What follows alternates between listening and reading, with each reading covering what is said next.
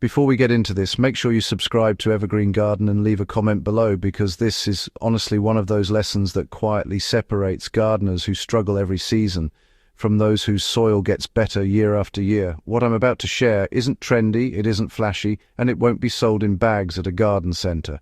It's a soil principle old farmers relied on long before fertilizers, but it was rarely explained outright. Once you understand it, you'll stop fighting your soil and start working with it. The secret is simple but deeply misunderstood. Old farmers fed the soil first, not the crop. They understood that healthy soil behaves like a living stomach.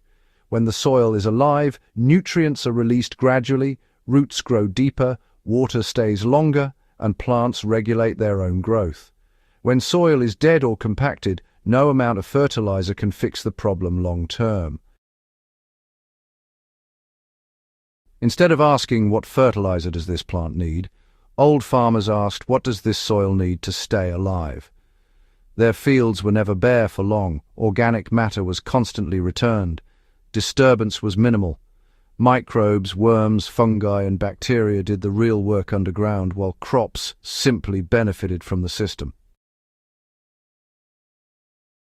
The real foundation of this secret is carbon, not nitrogen. Carbon is what soil life eats. When old farmers added compost, manure, leaf mold, crop residues, or even straw, they weren't just adding nutrients, they were adding carbon energy.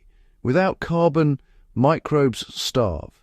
When microbes starve, nutrients lock up. When nutrients lock up, plants suffer.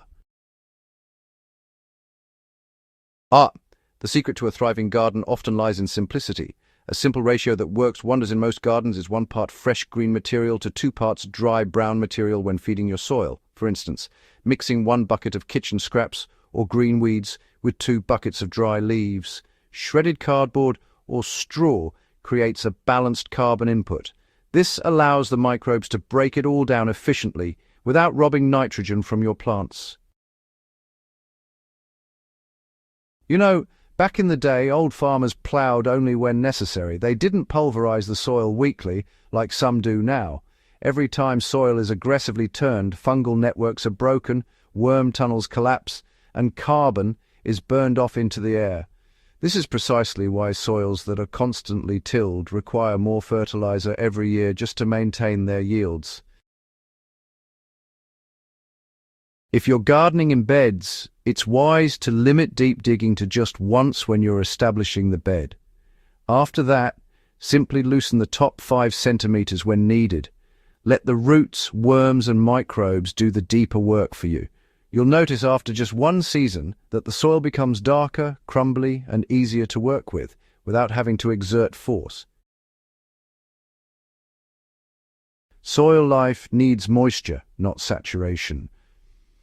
Old farmers understood this instinctively, They mulched heavily because mulch acts like insulation for soil organisms.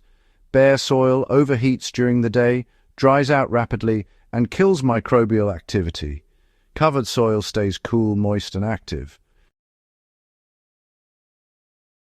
A practical application is maintaining a mulch layer 5 to 8 centimeters thick around crops. This can be straw, dried grass clippings, chopped leaves, or even shredded banana leaves. Just leave a small gap around stems to prevent rot. This single habit can reduce watering needs by half while doubling biological activity in the soil. Old farmers didn't chase massive compost piles. They focused on mature, stable compost that smelled like forest soil.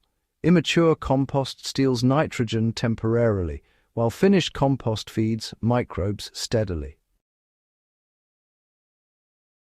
A reliable way to apply compost is to spread about 2 to 3 centimeters over your beds twice a year. That's really enough to feed soil life without overwhelming it. For container gardening, you'll want to use a ratio of 1 part finished compost to 3 parts native soil. This creates a living mix that doesn't collapse or compact over time.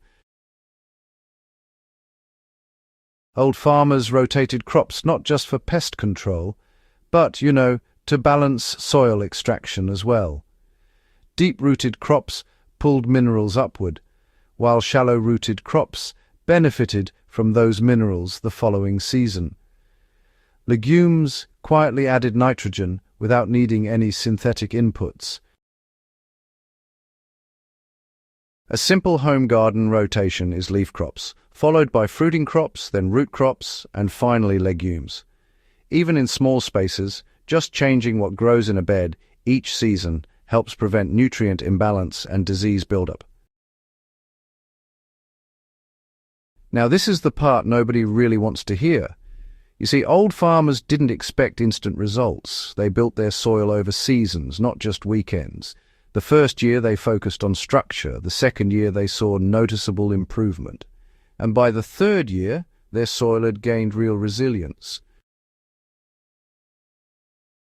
So if your soil is currently hard, pale, or just lifeless, don't go chasing quick fixes. Instead, add organic matter consistently, disturb it less, cover it more, and let biology rebuild itself. Within 1 year, you'll see earthworms return. By the second year, your watering needs will drop. And after 3 years, your crops will likely start to outperform even those grown in fertilized soils nearby. These days, modern gardening often skips over biology and jumps straight to products. But old farmers, well, they relied on processes. That's why their soils lasted generations instead of just a few seasons. When your soil is alive, your plants regulate pests better, tolerate drought, and produce more nutrient-dense harvests, all without you constantly intervening. If you apply this secret faithfully, your soil will actually start working for you, not against you. You'll notice fewer deficiencies, stronger roots, and more consistent yields, even when the weather's unpredictable. If this guide has helped you, do subscribe to Evergreen Garden, share it with a fellow gardener who's struggling with their soil, and leave a comment below telling me what your soil is like right now. Healthy soil changes everything, and once you understand this old secret, you'll never garden the same way again.